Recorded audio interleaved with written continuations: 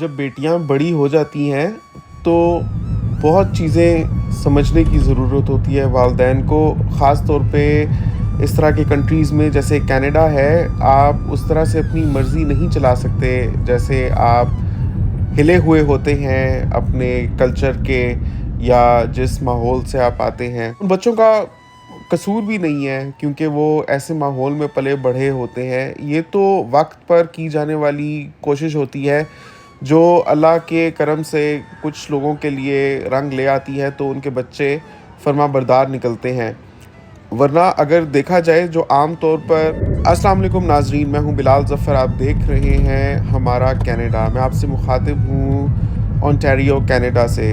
اللہ کا شکر ہے بخیر و عافیت ہوں اور امید کرتا ہوں آپ سب بھی بالکل ٹھیک ٹھاک ہوں گے۔ تو مجھے ایک بھائی کا فون آیا، ان کا نام ہے نجم اور ان کی ایج ہے تقریباً 65 ایئرس۔ تو نجم صاحب کینیڈا آئے تھے 35 سال پہلے، یعنی سمجھ لے کہ 30 سال کے تھے جب کینیڈا وہ آئے تھے۔ تو 1990 میں وہ کینیڈا آئے تھے اور یہاں آ کر پھر ان کی 1 سال بعد ایک بچی پیدا ہوئی اور تقریباً 5 سال بعد دوسری بچی پیدا ہوئی اور اب 25 سال کی ہے اور ایک 29 ایئرس کی ہے۔ میں نے نام چینج کر دیے ہیں تینوں کے تاکہ اصلی لوگ پہچانے نہ جا سکیں، کیونکہ مقصد یہ ویڈیو بنانے کا صرف ایک میسج پہنچانا ہے اور آپ کو باور کرانا ہے کہ اوورسیز پاکستانیوں کی کس طرح کی مشکلات ہوتی ہیں۔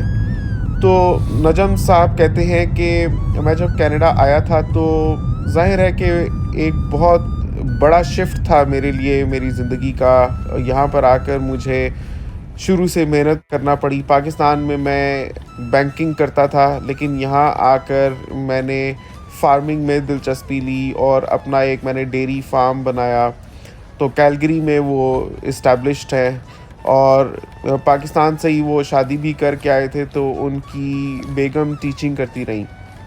بیگم نے یہاں آ کر سرٹیفکیٹ حاصل کیا، انہوں نے ٹیچنگ سٹارٹ کر دی۔ تو دونوں میاں بیوی پورا دن محنت کرتے تھے اور جابس کرتے تھے۔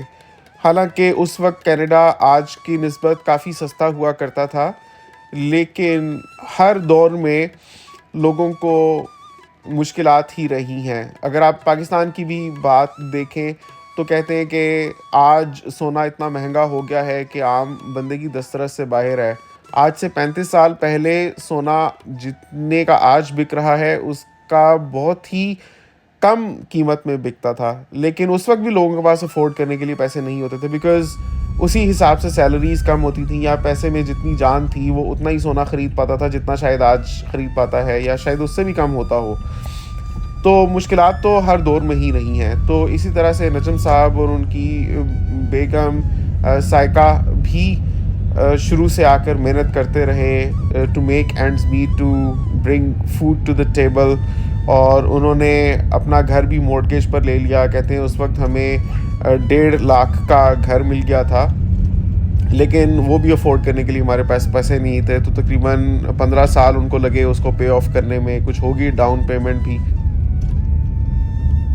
ٹو میک شور کہ ساری چیزیں چلتی رہیں۔ تو دونوں کو کام کرنا پڑا۔ ایسے میں بیچ میں بیٹیاں بھی پیدا ہوئیں تو ان کے ساتھ ٹائم سپینڈ کرنے کا موقع نہ باپ کو ملا نہ ماں کو ملا، کیونکہ ظاہر ہے جب دونوں نے جابس پر جانا ہے تو بچے تو اکیلے ہی رہیں گے۔ آف اینڈ آن ان کی جو بیگم ہے سائقہ، ان کے پیرنٹس آ جاتے تھے، لیکن وہ کینیڈا کے ویدر کو نہیں سہ سکتے تھے اور جیسے ہر 2 سال بعد 3 سے 4 مہینے کے لیے آ گئے۔ تو ایسے میں تو ٹھیک ہے وہ ٹیک کیئر کر لیتے تھے بچیوں کی، لیکن اس کے علاوہ ان کو ڈے کیئرز میں ہی رکھنا پڑا اپنی بچیوں کو۔ مجھے بتا رہے تھے نجم صاحب کہ اب ان کو لگتا ہے کہ وہ اپنی بچیوں کی اس طرح سے پرورش نہیں کر پائے جیسے کرنے کا فرض تھا بحیثیت ایک مسلمان باپ، کہ ان کو 5 وقت کا نمازی بنا سکتے یا ان کو اسلام کا صحیح ادراک دے سکتے یا اس کی سمجھ ان میں ڈیولپ کر سکتے۔ بچپن میں ہی انہوں نے زیادہ ان کو کبھی نماز پڑھنے کے لیے نہیں کہا، لیکن اب اچانک سے جب انہوں نے حج اسپیشلی کیا ہے 2 سال پہلے، تو تب سے ان میں ایک ایسا چینج آیا ہے اور وہ سوچتے ہیں کہ یہ جو اولاد اللہ نے ان کو اس دنیا میں عطا فرمائی تھی، ان کی ذمہ داری تھی کہ وہ ان میں اسلامی اقدار اور سمجھ بوجھ بحال کرتے، کیونکہ یہ ایک ورثہ ہے جو ہمیں ہمارے ماں باپ نے دیا، ان کو ان کے ماں باپ نے دیا، اور یہ چلتا آ رہا ہے جب سے ہمارے نبی محمد صلی اللہ علیہ وسلم دنیا میں تشریف لائے تھے۔ اور جو اسلام کا پورا ایک کانسٹیٹیوشن ہے اور کوڈ آف کنڈکٹ ہے اور جو مورل ویلیوز ہیں، وہ ساری چیزیں وہ نسل در نسل چلتی آ رہی ہیں صدیوں سے اور ہم تک پہنچی ہیں، تو آگے پہنچانا ہمارا فرض تھا۔ لیکن آج کے اس بزی دور میں اتنا مشکل ہو گیا ہے لوگوں کے لیے اپنی زندگی کا اصل مقصد پہچاننا، اور خاص طور پہ اولاد کے ساتھ وقت بتانا۔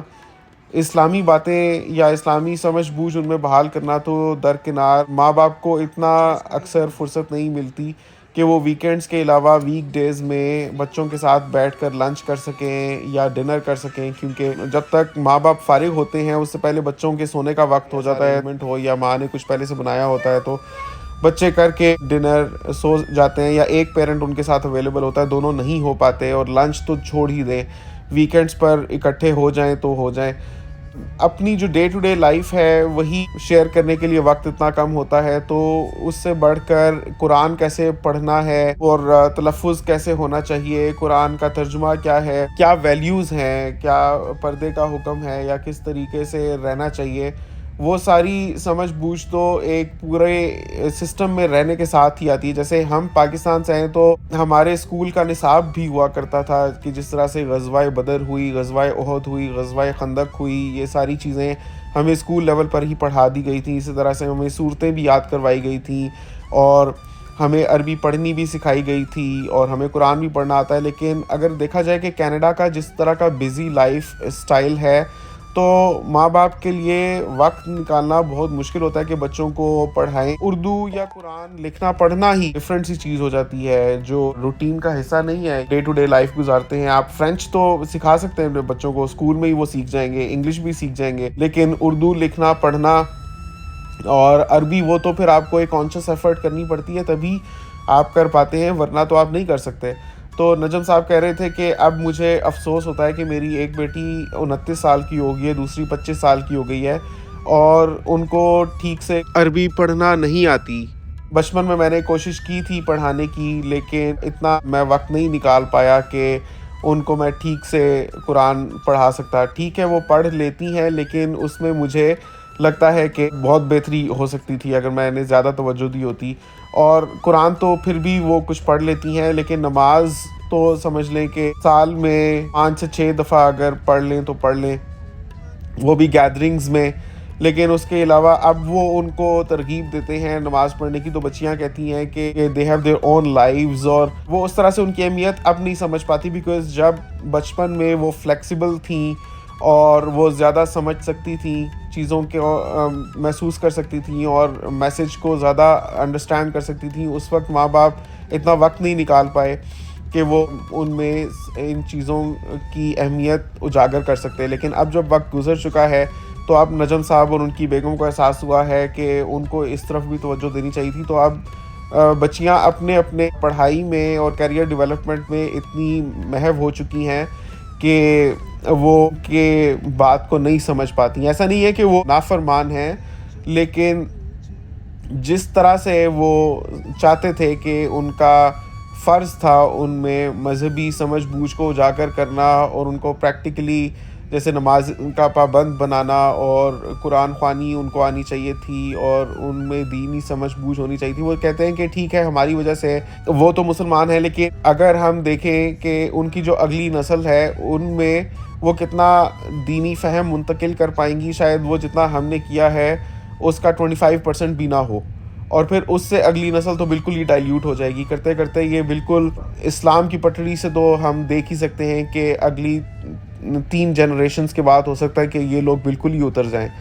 تو اب ان کو بہت پچھتاوا ہو رہا ہے۔ تو میں نے کہا کہ آپ کا فرض بنتا ہے کہ ٹھیک ہے وقت تو گزر گیا، وہ اب واپس نہیں آ سکتا، لیکن ابھی بھی زندگی رہتے وقت رہتے آپ کو احساس ہو گیا ہے، تو آپ کا فرض ہے کہ آپ ان کو تلقین کرتے رہیں، لیکن آپ ان پہ بالکل بھی سختی نہیں کر سکتے. وہ تو اب ویسے بھی اس ایج سے بھی باہر گزر چکی ہیں, لیکن کینیڈا کا کلچر اور ماحول بھی ایسا ہے کہ آپ کو زیادہ انڈرسٹینڈنگ ہونے کی ضرورت ہے, بیکاز اس ملک میں آپ ان کو لے کر آئے تھے اور صحیح وقت پر آپ ان کو زیادہ نہیں سمجھ بوجھ دے سکے. اب جب کہ وہ اپنے چنے ہوئے راستوں پر, یا بلکہ آپ نے ہی ایک طرح سے جو ڈیزائن کیا ہے ان کے لیے لائف فریم ورک, اس پر وہ پختہ ہو گئی ہیں کسی حد تک, تو اب آپ کا فرض ہے کہ آپ ان کو تلقین کرتے رہیں اور لیڈ بائی ایگزامپل. شاید میں نے ان سے پوچھا تو وہ کہتے ہیں کہ ہم نے خود بھی کبھی نمازوں کی پابندی نہیں کی, لیکن اب جب ہمیں احساس ہو رہا ہے تو ہم بھی کوشش کر رہے ہیں. تو میں نے کہا you should lead by example.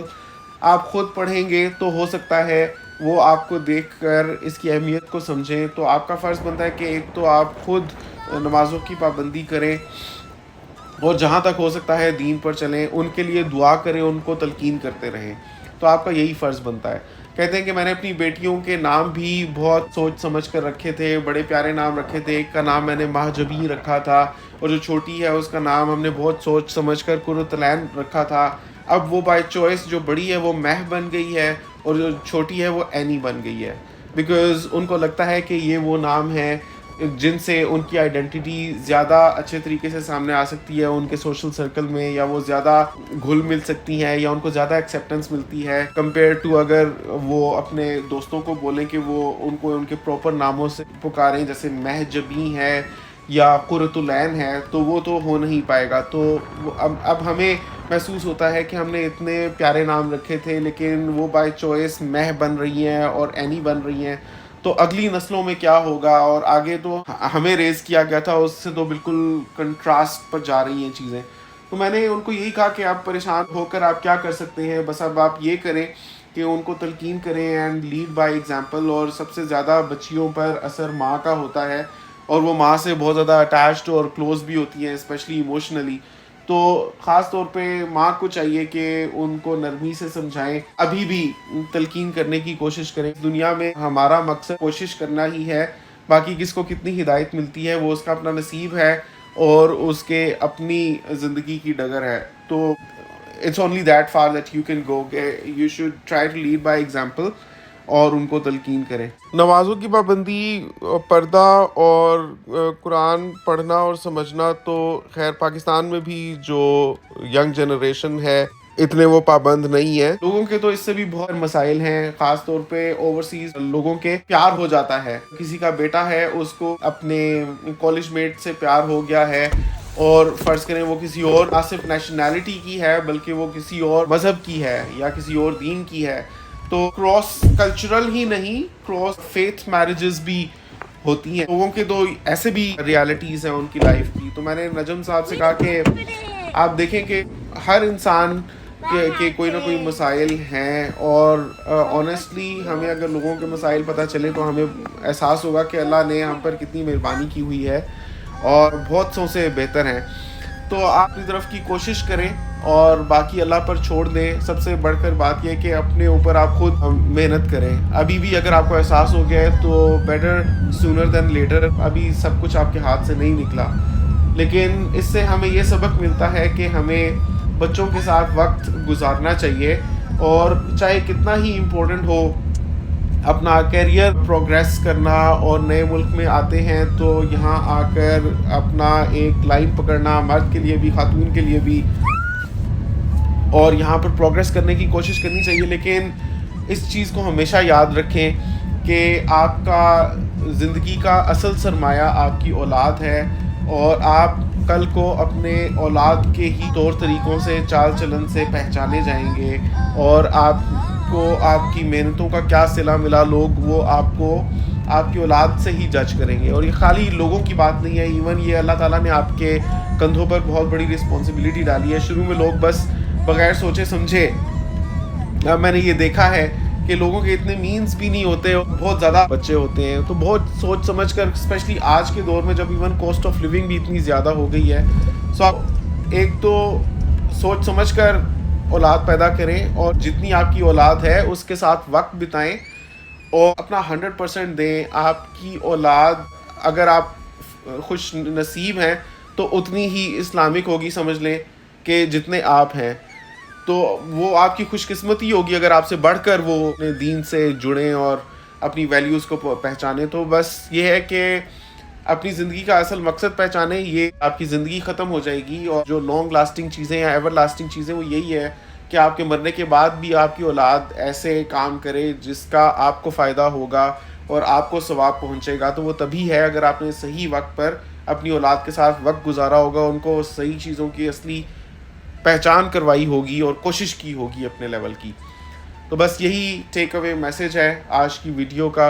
امید کرتا ہوں آپ کو آج کی ویڈیو پسند آئی ہوگی. اگر آپ اپنے کوئی ایکسپیرینسز شیئر کرنا چاہتے ہیں تو نیچے کامنٹس میں اپنی رائے کا اظہار ضرور کر سکتے ہیں. اور میں ایک سیگمنٹ شروع کرنے والا ہوں آسک بلال کے نام سے. تو آپ کامنٹس میں اپنا کوشچنز رکھا کریں تو میں ویڈیوز میں ان کے آنسرز دیا کروں گا.